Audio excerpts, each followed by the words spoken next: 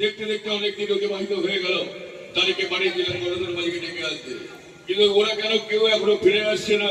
ওদের বিলম্বের কি কারণ আমি কিছুই বুঝতে পারছি না।